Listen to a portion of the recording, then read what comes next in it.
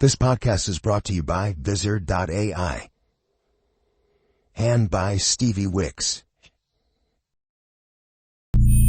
As far back as I can remember, I have wanted to be an entrepreneur. Now, I am here to guide you through the intricate paths of building your business, embracing emerging technologies and navigating the startup world. I am Saul Tarazona, and this is Startup Corps, your go-to podcast for entrepreneurial insights and tech-driven success. Hello, everyone. Welcome to Startup Corps. This episode, we have a special guest as always, but this is very special because we've known for maybe 5 years. Bruce Porter Jr., welcome to the program. Thank you, Saul. Pleasure to be here. Fantastic. So Bruce is being a little bit more than 5 years. We met in Versace Mansion here in Miami. If you remember, you had a fantastic event with very high level people. And since then, there's a few new things in your life, as I have seen in LinkedIn and other things.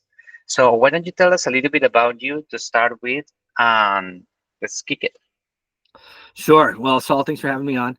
It's always a pleasure to sit down with old friends and talk about what is going on and where life has taken us. And life is very interesting right now, to say the least. So I'm an early Bitcoin investor. I got in Bitcoin at about $70. It has been a wild ride. I've been around the world in places like this. You can see me talking in my background, telling everybody this is a monetary revolution. We're in a monetary revolution. It took the countries of the world at least 4 or 5 years to really figure out what was going on.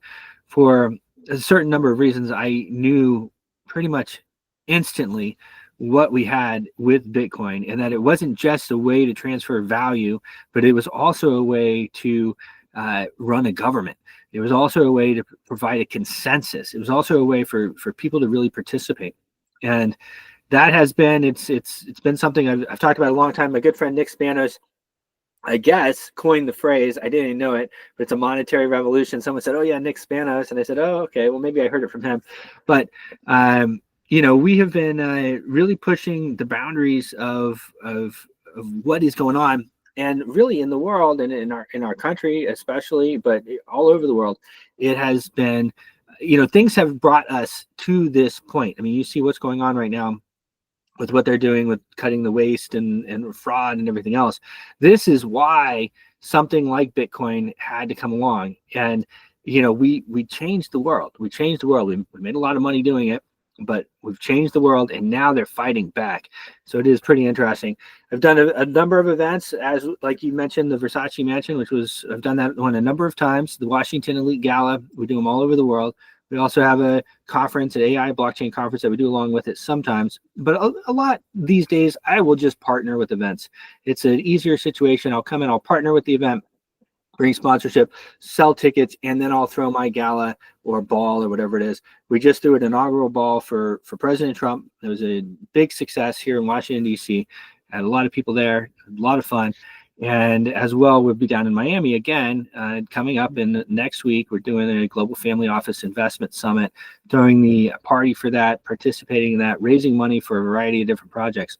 So it's really something else. And it's kind of, it's been a culmination of things that brought us here. Of course, every crypto winter, I always think, okay, now this time I'm going to be okay. I'm not going to lose my shirt this time. And then whether it's someone stole the money or the coins disappearing or whatever it is, it always is, but you emerge out of it. This year, super excited. I can even announce on your show, I've been appointed as the DC, Washington, DC representative for Lieberland. And, wow, congratulations. Micronation, thank you. Small micronation on the Danube River. And that's basically like the ambassador, but we're not officially recognized yet, so we call ourselves a DC representative. And then as well, with Lives Amplified, I'm sure you remember Stephen Melnick, a good friend of mine. I know him, yeah.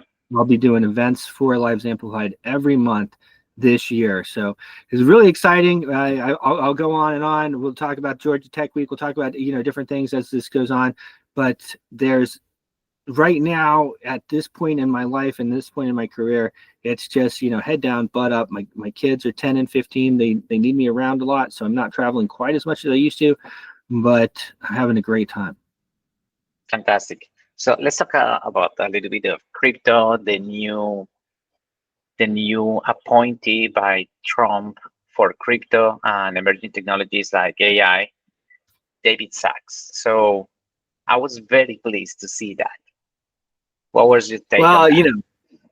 David Sachs, he's already a wealthy man, but he is going to be a very, very wealthy man. Head of this the sovereign fund is pretty interesting. Of course, our ball that we threw, it was the Bitcoin or crypto ball as well. And then, of course, they popped up the crypto ball as well. And that was officially, it was David Sachs' event. So you can say, oh, it wasn't the official inauguration event. Well, okay, but it was David Sachs' event. So, it was, I don't know how more official you get. But the point is that this administration is really putting their arms around crypto, really putting their arms around us, the revolutionists, which is really what we are, and the movement, the Bitcoin and crypto movement. And it also is interesting that it's crypto. It's not just Bitcoin. And you have a lot of these maximalists that run around. And I'll sit down with a maximalist anytime, because I was here in the beginning. And the only reason Bitcoin really pumped in the beginning was because people needed it to buy altcoins. If you weren't, there was no way to buy some other crypto if you didn't have Bitcoin. And so you needed Bitcoin in order to buy other crypto. And so the initial pumps were really fueled by the ecosystem growing. So that's pretty interesting. David Sachs, he obviously, the guy really knows what he's talking about. AI is such an important space. Crypto is such an important space. That's why even the Washington Elite was the AI blockchain summit, even way back in the early days, because I saw that this was the most important. This is the most important thing: money, how to transfer wealth, how to transfer information, and artificial intelligence. And even now, like with GlobalBoost is, of course, the corporate shell that has made everything happen. We have the Washington Elite series of events. But GlobalBoost, we started this proof of work mineable blockchain way back in 2013. We revamped it early 2014. Okay, so it's 11 years. It's still mineable, and that's something as well. And we'll talk about a lot of stuff. But proof of work is what holds up the entire crypto ecosystem. Okay, proof of work Bitcoin. Why is Bitcoin as valuable as it is?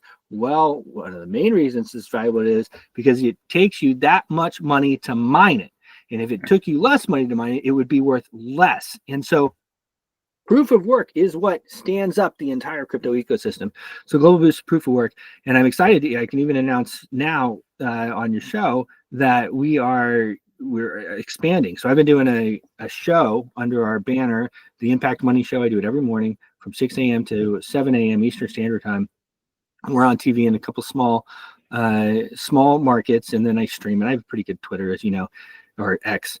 But we're now buying more stations, and we're going to really push this out under the GlobalBoost Media brand into a 24-hour station that is crypto friendly. Will be the largest crypto friendly TV station, and not just digital TV, not just podcasts like this and that, but actually over the airwaves, which people don't know, but it's a big business model. It's a big business model. People are turning off their cable and they're keeping their internet. What do they need cable for? They're paying an extra $100 or $120 or $160, whatever it is, for these cable stations. They never watch them. Yeah. They have the internet, they have Roku, they have Netflix, they have YouTube. And then if they want to watch local news, all you do is you hook up your antenna, and people are starting to figure it out. You can get a $15 antenna off Amazon, hook it in the back of your TV, and you get like 50 stations in a large market like I'm in DC. And so that's a big market as well. So we're really excited about it. Sounds exciting. Really congratulations for that. So let's talk about a little bit of what value can you bring. So when many entrepreneurs and startups are watching this show, I would love them to know, to rely on people that I trust like you, on what services do you provide for them? Sure. Well, one of the main things is really it's capital raise, right? And that's one of the most important things. Whatever we're doing, right? We always need capital, and even if you have the capital yourself, trust me, you don't want to use your own capital. I've done it a lot. If I had kept all my Bitcoins instead of putting them into different businesses over the years, I would be better off. I mean, there is no question about it. I should have kept all my Bitcoins. I didn't get rid of all of them, thank God. But I spent a lot of Bitcoins over the years, and I should have kept them. And, that's one of the reasons why people raise capital, right? That's why you raise capital. You don't want to use your money. The other part is you want partners. The more partners you have, the better off you are.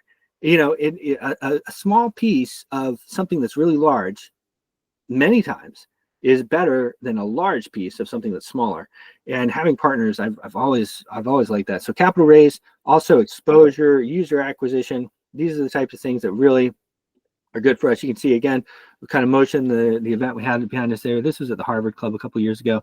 But if I send out, hey, I'm going to be here, come and meet us. We're having one of our Washington Elite events or whatever event that we're having. We will normally fill the place out with a line out the door. And so that type of network, and it didn't come overnight. It took a lot of work. I mean, in the beginning, you have doubts, right? You have doubts. Is my network even really this big? And I can tell you, Washington, D.C. is a very hard place to throw events. It's a very hard place. Everybody's very important. And, they're busy and they're important. And not only that, there's actually not a lot of people here. And so starting out throwing events, Washington, D.C. is very small. People live in Virginia and they live in Maryland and everything else, and they commute into the city. DC itself is small. And of course, they can't build above the Washington Monument, the top of the Washington Monument. So there's no tall buildings really either, right? So anyway, point is, building that network, it took a while, but the network is there. And now it's like hitting critical mass. More and more people every month. Stop wasting your time on manually editing your videos. The secret AI tool will do the work for you. One of the best things about it is that it gives your video the potential to go viral. Visit this page, sign in, create a project by clicking on this button. Choose a video that you want to use. Click on the AI clip button. Wait for the magic. It is scanning through the video and looking for the parts that has the potential to go viral. Instead of editing the video by yourself, it does the work for you. It even generates headline and captions which fit your video. Another surprise is that they generate video description or social post for you to use. Once done, click Export to Post. So building the network has been really important. But then, having that now in order to work with projects that are really good, and enable to introduce them to people, introduce them to money, introduce them, take them around the world, and it's a lot of fun. It's a lot of fun doing it as well. So when you say take them around the world, which are the places that you have a growing network of investors? Well, just to kind of give you an idea, I actually put together a proposal this morning. I was kind of mapping out the different places over the last week of where we would go. I can pull it up so I have just a little bit of a cheat sheet here, and I won't read off of it per se, but it'll be great as I pull it up, because February obviously is we're in Miami. Obviously, we have a great network in Miami. I used to live down in Boca Raton for years, and I actually left Boca Raton. I'm like, even as I was leaving, I was like, I can't believe I'm leaving this place. But the truth is that my friends were up here in Washington D.C. and they were changing the world, and I knew that I was supposed to be up here. But just to give you an idea, so March, we are going to do an event here in Washington, D.C. There's the D.C. Blockchain Summit, and my friend that runs the Digital Chamber of Commerce, Pantheon Boring, does an amazing job there. So we're going to probably have an event right around that event and catch some tailwind. Like I say, that's kind of our business model that we do. In April, Paris Blockchain Week, we're a partner of Paris Blockchain Week, have been a number of times. We'll be throwing an event there around Paris Blockchain Week is the idea. So just to, Paris, a lot of money in Paris. And then, of course, the end of the month ends up with Unchained Dubai, as well as Token 2049 in Dubai. So, just to give you, so that's April. May, we're looking at the Canada Crypto Week, okay? And then as well, this event in Qatar, which is the Let me just tell you the name because it's worth mentioning the name because it didn't make my, Sure thing. Sure thing. Yeah. Is the event in Washington in that place we met that is like the media, the press office? What was the name of that place? No, I may have it there. The National Press Club. It's a really National beautiful. Press Club. It's a beautiful place, right? Yeah, it is a wonderful place. So it's the Qatar Economic Forum that's in May. So I think this will be a very important event. We're going to be able to reach a lot of world leaders that we don't normally reach. And that's the Qatar Economic Forum. Just to give you an idea, and then of course Bitcoin Las Vegas is at the further end of that. Just to give you an idea, I'll just kind of cruise over the rest of them. Obviously, Asia is far. We do Asia, but it's far, right? It is far. And at this point in my career, I really have to have some really good reasons to go. We're throwing the UN Blockchain Week again during the UN National Assembly. That's in September. We've done. What is that? It's the third year we've done it. It's basically a loose group of events, loosely tied group of events. I think it'll be more tied together this time. We get better at it every year, but we'll throw in a live amplified event during that time as well. There'll be other events that are happening during that time, and of course at the end of September. It happens every year during the UN General Assembly, as well. In New York, there's other times when we'll probably have some presence there. There's the Digital Assets Week. That's in May. Bitcoin Amsterdam. And then as well, I'm throwing an event. I'm just kind of jumping around here in Tbilisi, Georgia. Throwing a tech week in Tbilisi, Georgia, and that's in June 20 through 22. Maybe we'll start it a little bit earlier, but June 20 through 22. And that's a week before NFT NYC. So now the interesting thing about when you're doing these events, around the world is, of course, you always open up into a further group of people. And, in my early career, I would just run basically anywhere. I mean, anybody that offered me to come speak, especially if they bought me a plane ticket and gave me a hotel. I mean, like, I was there, you know what I mean? Like, it was great though, because I know more. Yeah. And then I would interview people. And so just like you and I are doing right here, you never forget being interviewed. You never forget it. So I might go and I meet somebody in Tbilisi or something like that. And then 2 or 3 years later, they may or may not remember them. I may or may not remember them. But if we sit down and we do an interview, we're never going to forget that person. You had an exchange of ideas. You talked to each other. You really bantered for a little while. And so that was a very interesting way to meet everybody. So growing that network and using that network is pretty exciting. But that's just a kind of a brief overview. We'll probably have some other stops in there as well. We're looking at doing something similar to the tech week that we're doing in Tbilisi, somewhere maybe in Colombia or something like that. But we'll see. Really, in Colombia? Well, very interesting. Yeah. If you need anything, let me know. So about these events, what do you think about Davos event? Have you attended Davos or have you done anything about that? It's really funny, right? Because Davos is one of those now. A good friend of mine, he lives a few blocks from me here in Old Town area, Alexandria, and it's one of my houses. But anyway, he throws events every year in Davos, and I don't know. I'm like down with the bankers. What's going on? Down with the bankers. Close the banking cartel, this and that. Now, that doesn't mean that I don't get in there and play nice in the sandbox. I do. But as well, it's a hard month, right? It's like a hard month for me. Early January, it has never worked out. It's never been that attractive to me. Whether it was I was doing events down in Miami during that time, or I think even this year, what did I do? Oh, I did the ball. I did the inaugural ball. So it's on the list, but first of all, I mean, I know like I said, my buddy, I mean, he does the events and of course he charges an arm and a leg. So of course I can go in and partner with him and, pay him an arm and a leg, which probably would be my best option. And I know that, than just going in and trying to do my own stuff when I don't know the lay of the land. I don't know the right places and this and that and the other, but is it my target audience is the most important part of it. And I think that from what I see, a lot of people like to go, they like to be seen, and that's important too. So if I come to a point where it's important enough for me to do that, then I'll be there. But I don't see a lot of money being raised and things like that out of there. I have, 10, 12 years in the business. Someone never came to me and said, oh yeah, man, I raised, $5 million in Davos. I don't know. That's the same feeling that I had, that I really want to get your take, because I don't see money move in there at all.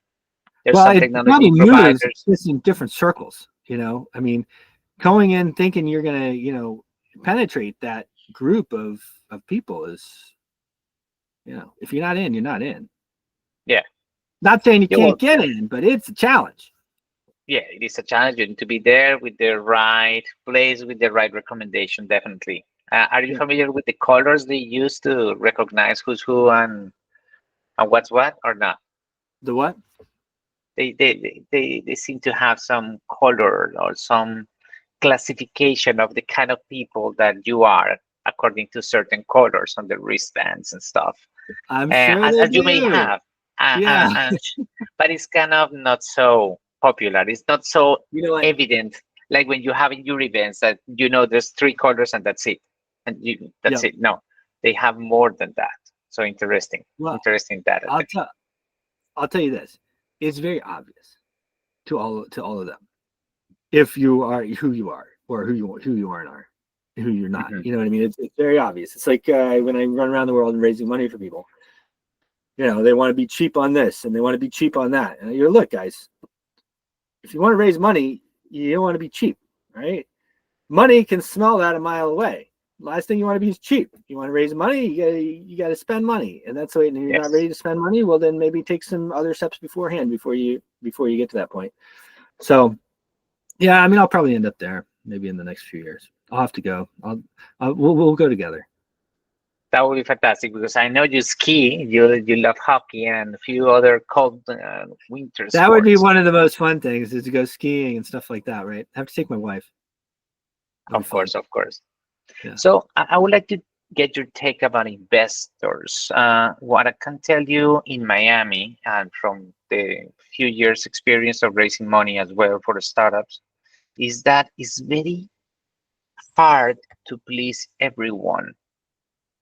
For example, if you're raising a seed stage and they're going to be asking you for a minimum viable product, demo ready stuff, and what is happening from blockchain, actually, even to the SaaS mentality remains the same. So what do you think about all those different variables? Well, I mean, raising money is always tricky, right? I mean, it is what it is. It's a lot of relationships. What people miss is that the investors, for the most part, they want to know when they're going to get their money back, and then they can let the rest of it ride. When am I going to get it back? Show me how I'm going to get it back, and then show me how much money we're going to make. And I think a lot of people miss that. And a lot of people raise money and they don't really, in their head, it's just their money then. And once you raise money, you're beholden to those people, and you're supposed to pay it back at least, right? Everyone's supposed to make money. That's the whole point. But yes, that's kind of my go-to. I mean, when I'm talking to people and when they're putting together the plans and everything else, you want to be very clear about that. Here's what we're going to do. Here's what I need. Here's what we're going to use it for. Here's when you're going to get your money back. Absolutely. That will be very important. So I believe that this year we're going to be able to see more mergers and acquisitions, a little bit more of legitimate business getting tokenized using blockchain. Do you see this trend coming up or coming down? What is your take on that? Doubt about it. It was funny. You have the Fed, the banking cartel with their crown jewel, the Federal Reserve, so-called Federal Reserve.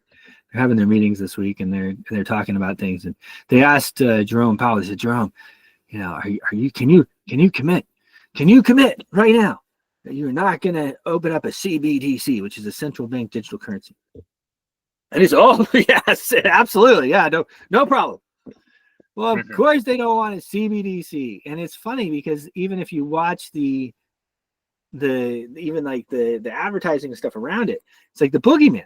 Oh, you don't want the CBDC, digital money, it's bad. And the last thing those people want is a CBDC, folks. They don't want a CBDC because then they can be tracked. They can be tracked on the blockchain. And that's why they don't have one yet. Trust me, it's not for you. It's not because you don't want them to have one. As a matter of fact, most of the US dollars are already digital. 90% of US dollars are digital. They're never printed. They're just they just exist in people's databases. And digital ledgers. Yeah, it's just digital letters. So at least if it's on the blockchain, you can have some sort of public, hopefully, reconciliation of what's going on. But I think we're going to see a lot more of that. Elon Musk mentioned that the treasury should be on a blockchain the other day. I think it's a hard pill to swallow for most people because they don't understand what I just said. They don't get it. And they don't understand that why inflation is going up. They don't they think the best thing to do is, have a few $100,000 sitting in cash and then maybe some other investments and this and that and the other, when absolutely the worst thing you can do, and we'll see how it happens with Trump and what comes out of it, but the worst place you can be in is cash. Absolutely. One up. Let's dream for a little bit, and let's say I'm looking forward to be a US citizen in 2 years. So if we dream for a little bit and having a central bank digital currency, CBDC, the taxing system will be so easy. It will be automated. Yeah. You know how much money came in, how much money you spend. You don't need to file taxes. You don't need to hire a certificated person to do the job. It will be very easy. Transparency. All the central bank will do is to control how much money you deploy, how much money you receive. That will be easy job. The job of Elon Musk would be so much easier because now every single penny is accounted for. You know where it went, how it was spent, who approved it, at what time, place, full transparency of the entire ecosystem. So of course, not many people will like that.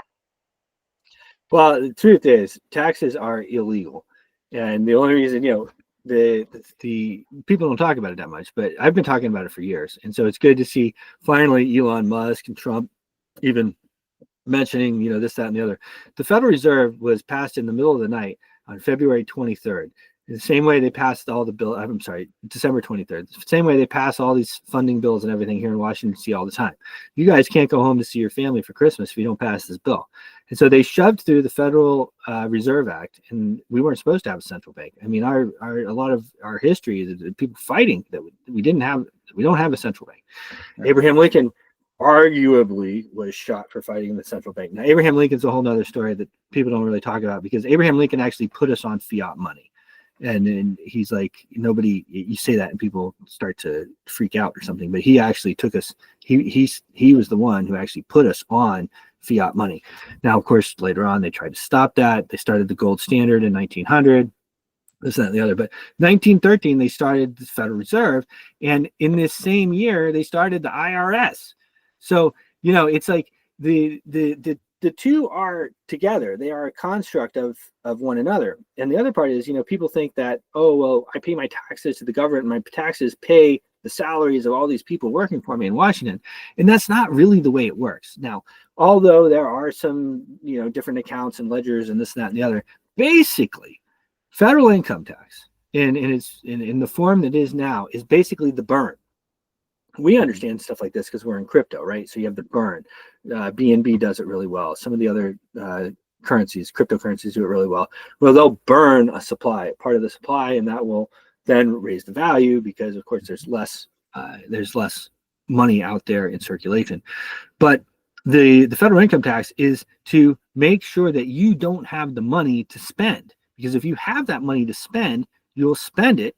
You'll be more free, and inflation will go up even more because you spent the money and now you have the sell pressure on the dollar. So they take that money from you. It's not that it's redeployed then. It's not even enough to do that. They just take that money and of course they print what they want when they want it.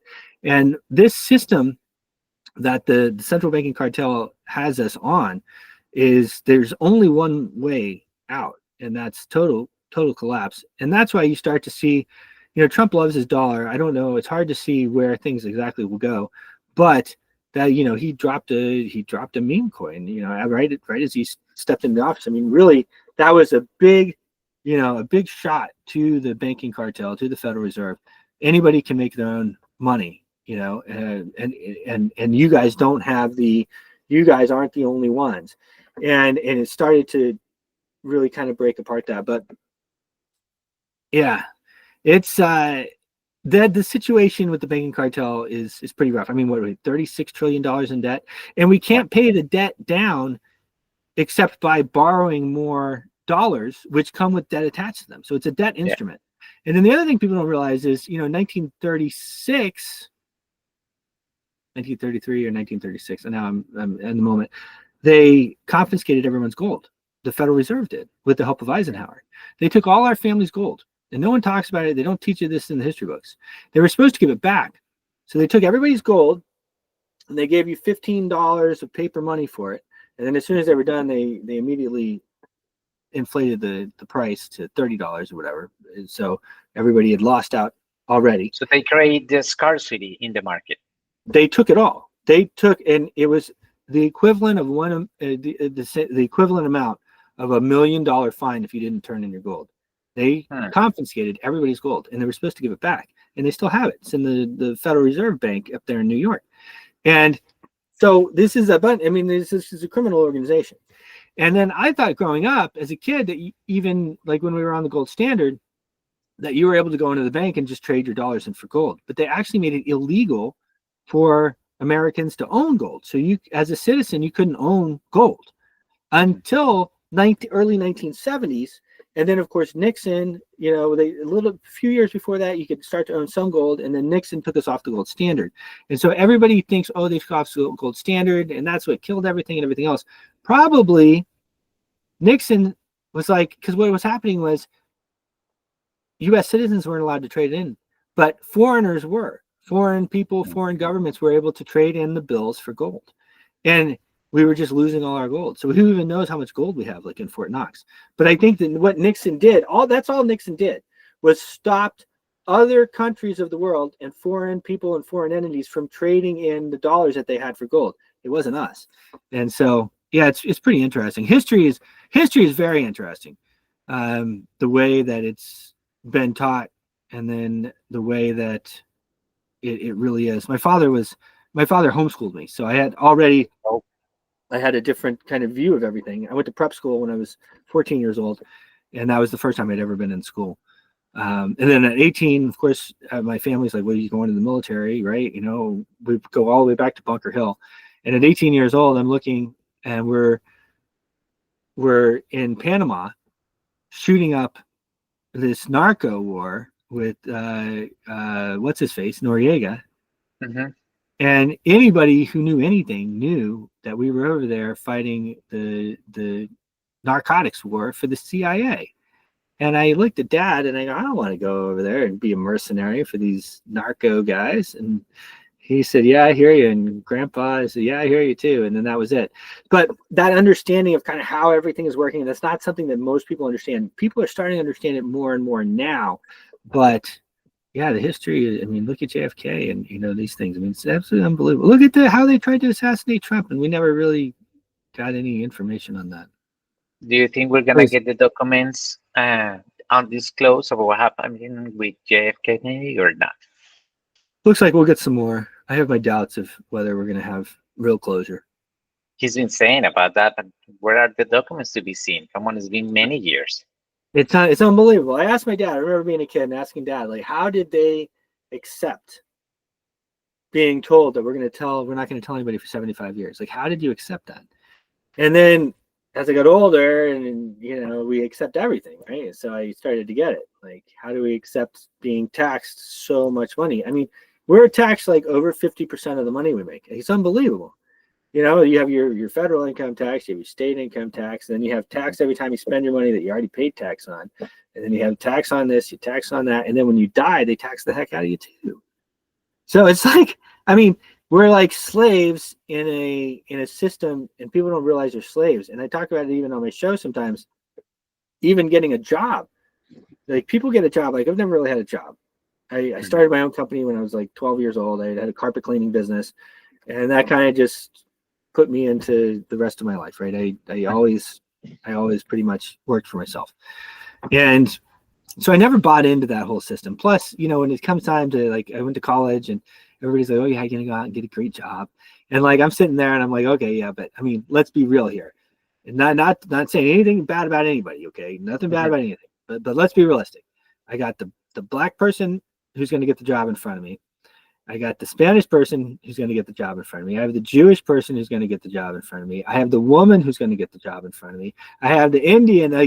I'm like last in line. I'm last in line as a white Christian guy. So why in the world am I even going to put myself in that situation? So it's really interesting. We're at a point in this country, and like I said, and there were a lot of guys like me. And we didn't complain about it. Actually, that's why Trump was so popular. We didn't complain about it. We didn't say anything about it. And then Trump came out and he started saying some of the stuff that we weren't really supposed to say, but it was totally true. And we were like, holy smokes, he's saying it. And he's right, guys. Like he's right, you know?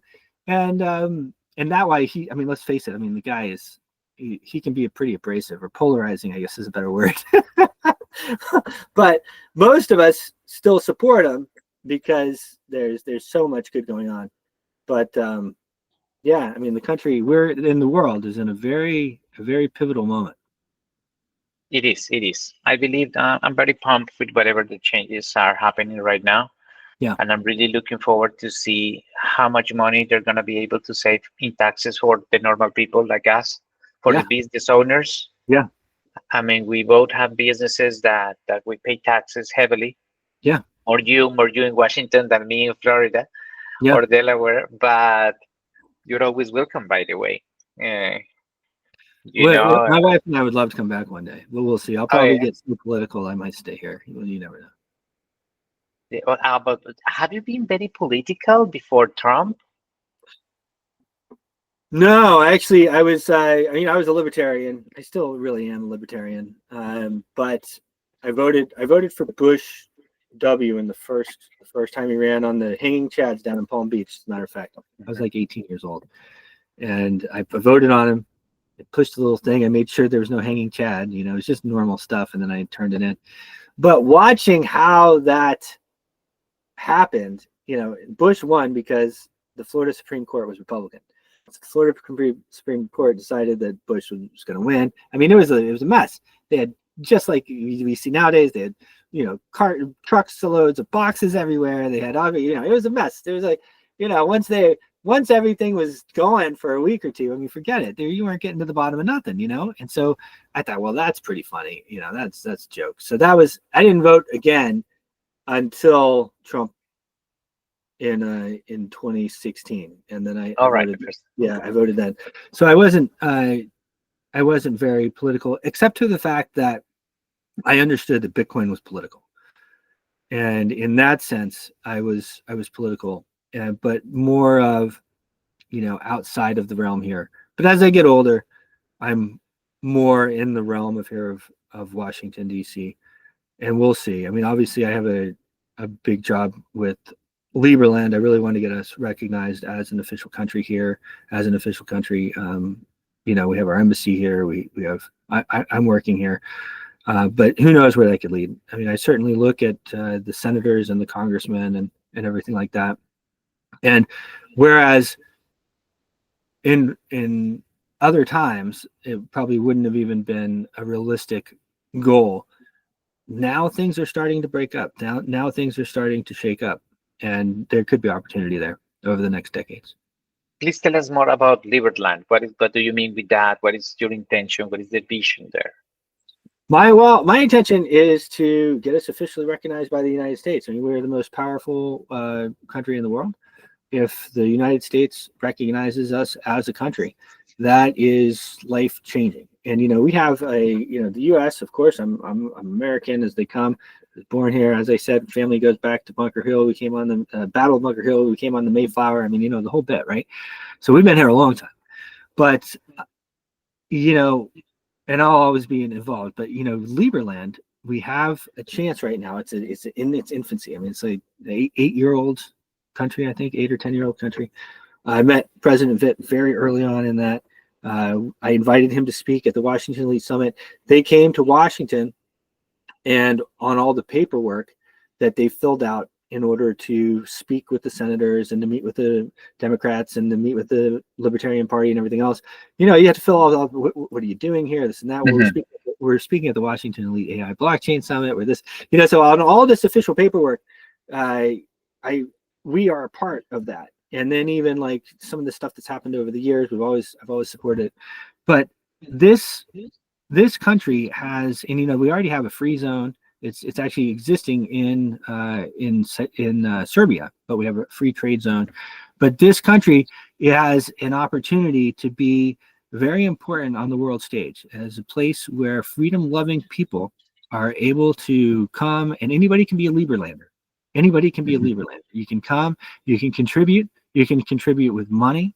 You can contribute as I have done over the years with promoting and supporting and introductions. I've introduced President Vitt to many world leaders. We've had high-level meetings. I've spoken about it.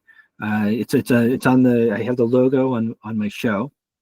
But we have an opportunity where in a world that needs freedom, to be a beacon of light and to be a beacon of freedom in the world. And, we have taxes are completely voluntary in Liberland.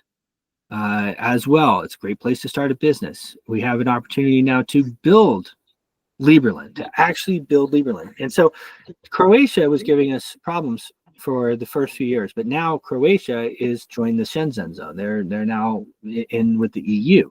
And so they have to lay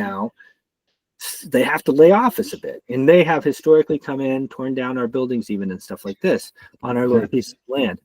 But things are changing. And for somebody like myself, who maybe didn't come, people don't realize when you're not here that the class difference. But there's a major, and it's like I was talking about Davos, right? So people don't realize. And if you don't know, you don't know. But I know. And so there's a major class difference. And class may be the wrong word, but it's pedigree, I guess would be maybe a better way. Long history of families being involved in politics, families being involved, old money, right? And that's how, and that it keeps going. I mean, look at like the Prescott family. It just came out that they had 73 NGOs, the Prescott family. And of course, Elon's like, what the heck's going on? Each NGO, they're getting millions of dollars from the government, and then they're paying all their family and friends and everything else. So those types of situations, lead to, it's hard for somebody new like myself to really get involved. And so you look at something like Liberland, where I can be, I'm already on the world stage, but now I can even elevate where I am on the world stage, and in the process, elevate Liberland and get us, when I get us officially recognized by the United States, then I'm not the DC representative. I am the official ambassador. Okay. So it's very, very much in my interest to really push it forward. And then as well, freedom-loving people. Anybody can be a Liberlander. You can become a citizen. You can get your e-residency. You can get your passport. Don't fly on it yet, okay? But we'll get there. We'll get there. And so it's very exciting to be involved in a country that's this early on. And hats off to President Vitt for putting it together. President Vitt's father, Vit Jedlica is his name. His father was a Czech politician. He was kind of known as a bit of a rebel rouser. And he was kicked out of the Czech party and, this and that. But President Vitt knew enough to look, and he was a revolutionary enough and a visionary enough to understand, that, hey, I can start my own country. The ways of the old countries of the world don't have to stay that way. And you look at what Trump's doing with taking over different countries completely, and so he had that same mindset a little differently, right? And he saw and he knew that this land on the Danube River had not been claimed for over 50 years.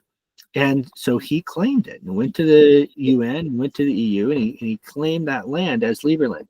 And so to work with a visionary like that and to push it forward and to support something that is doing something that's so important for the world: freedom, privacy, and ownership. Freedom, privacy, and ownership. Like, those are the three things, no matter where you go in the world.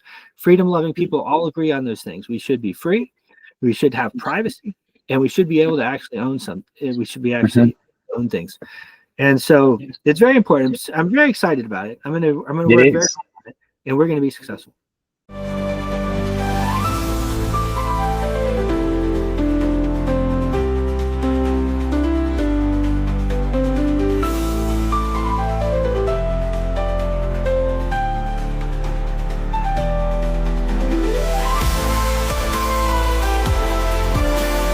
Physically located where? It's located in between Croatia and Serbia, in a small piece of land right on the Danube River. How big is the land, more or less? It's small. It's I should know the exact coordinates, but I don't off the top of my head. It's small. All right. No. Yeah. All right. Now, of course, I'm going to get in there. We're going to go a little bigger here on this side. No, I'm kidding. Maybe. Maybe more people would join you. That's what matters, creating the ecosystem, right?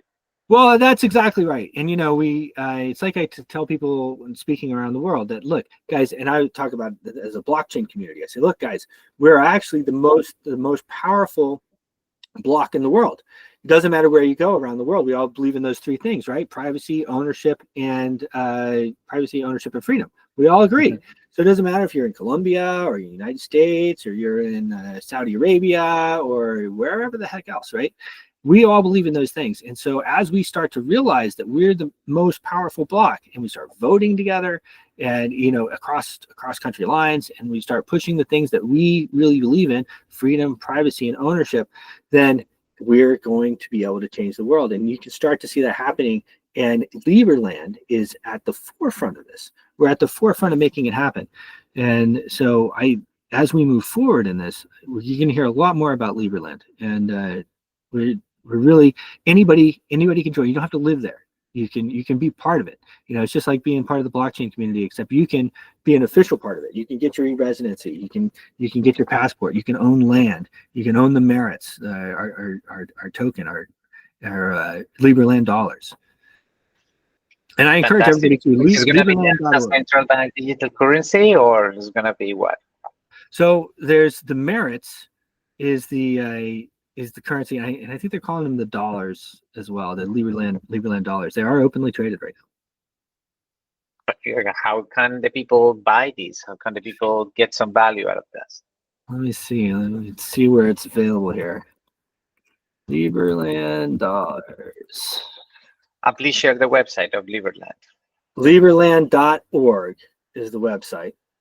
Now, the Liberland dollar right now is up 22% today, and it's at $4. That's the LLD. All right. Yeah, the Liberland dollar. So, fully diluted market cap of 6.4 million, though. So we're really in the infancy. Major opportunity there. Quite possibly not financial advice and all that good stuff I'm supposed to say. I get paid to do this stuff. I mean, I get paid to do this one, but I get paid to do this. I always tell people that I get paid to do this stuff. Okay. But $6.5 million currency for a country, for a new micro, that could easily, purely speculative. Guys, could go to zero. Okay, I don't think so, but that could easily 100x, 10x, 100x from here and more. What are the tokenomics in there? Tell us a little bit more. What is the availability? When this started? So right now it is being traded on Radium, is one of the main places. Okay, Radium is a decentralized exchange. A lot of us use it all the time. Very, very easy to find. It's also on Ethereum in its form. We have it on both Solana and on ERC20. It's also traded on MEXC, it's another popular exchange, and a couple other ones like CoinStore. Tokenomics on this one, at a quick glance, total supply right now is 1.576. I don't see what the max supply is. I don't know the tokenomics on this. I would need to dive into it. I'm sure I'll know more for our next interview. Since we're talking about crypto, what do you think is going to happen a little bit with the PEG tokens like um It's don't kind want of interesting. Go ahead. so I really want to get your take because I believe they're making a brilliant market for the other tokens. I'm using it then like almost every day. I'm moving Yeah, money here and there. So it's yeah. very good value for what they do, very fast, very reliable. So what do you think? Well, I mean, of course. I mean, crypto is it's where it's at. I mean, it changed everything. You want to move, you want to send $1 million someplace, you send it. It costs you a few dollars. It's quick. Nobody can stop you. That's one Hmm. thing that's important for people to remember. That's Bitcoin. You get on these ERC20 and these Solana tokens and everything else. They can't stop you. Okay, it's pretty Hmm. simple to stop you. So you gotta realize that. Um, as far as like USDT and these other pegged ones. I think that you see Europe making some moves now. They want to make sure that there's a certain amount backed up. It looks to me like USDT is now going on to the Lightning Network. That's probably one of the ways they're going to kind of skirt around different issues. It's just another. I mean, these things are. I mean, I look. I'm friends with the people who started these things. I don't want to talk too Hmm. bad about them, but it's good for us to be able to go in and out of it. I think that we should have. Um, I'm not so sure that the relationship between the stable tokens and the real dollars are always there. I wouldn't want to be millions of dollars in US dollars. I wouldn't want to be millions of dollars in USDC or USDT either. But Hmm. it's good to transact with, and it's good to send with, and you just gotta know what you're dealing with. Let's shift gears into the charity galas that you do. I really want to help people and help the world to be a better place. Tell us how people can get into what are they about, what are the charity sources, or what is the purpose of all this?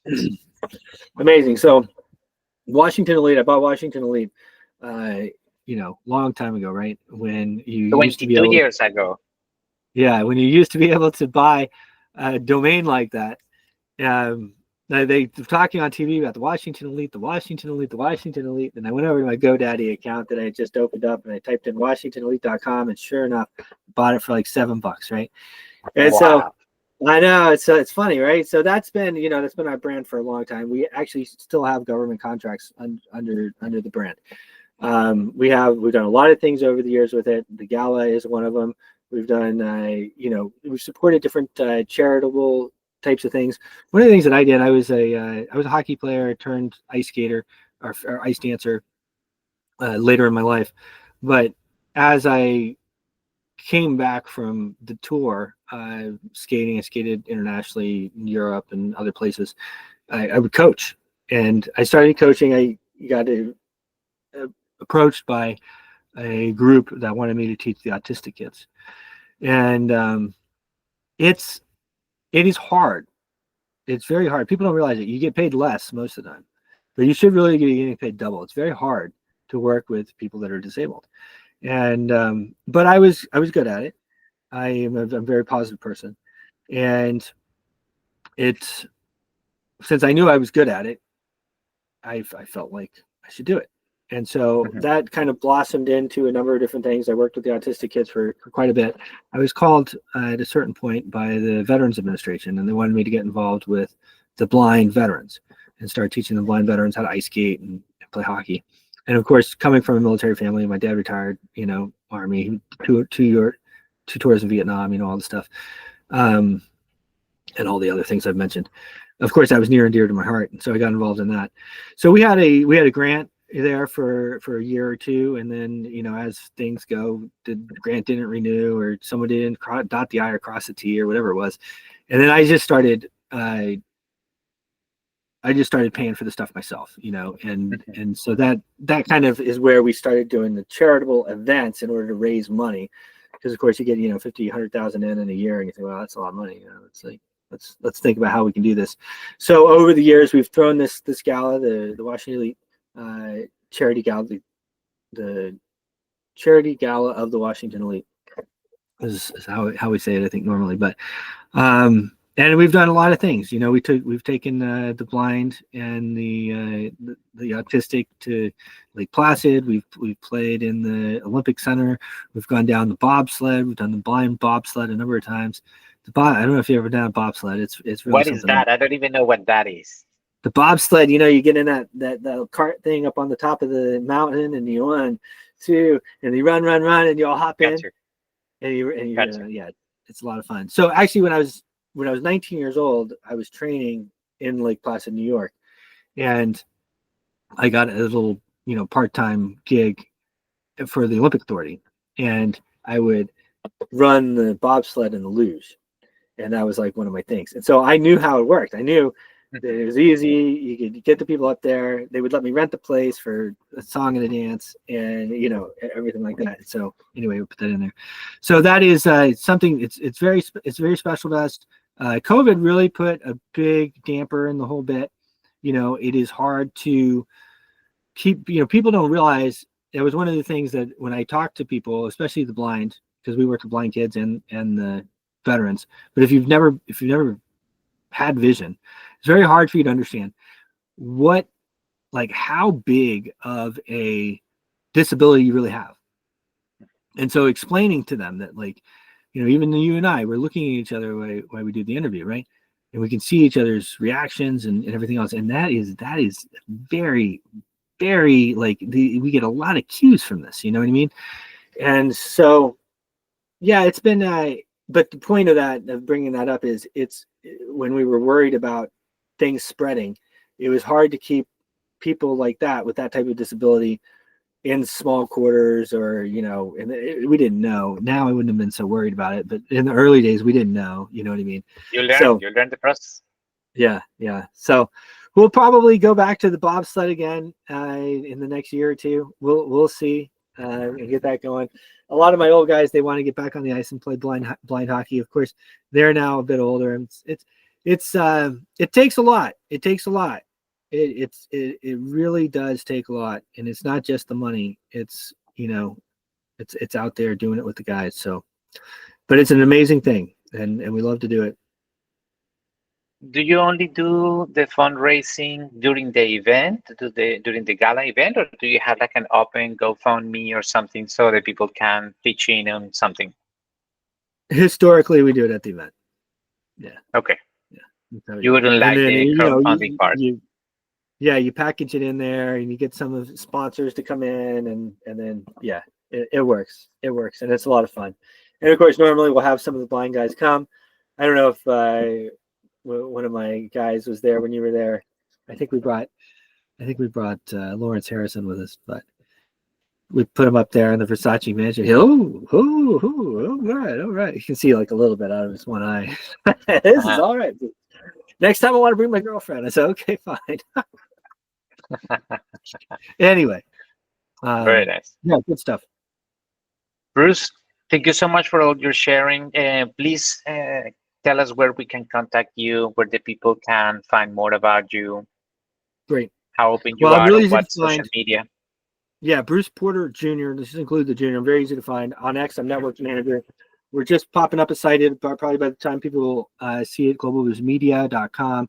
That is where we're talking about and raising money to buy these TV stations. We're looking to buy around 100 TV stations.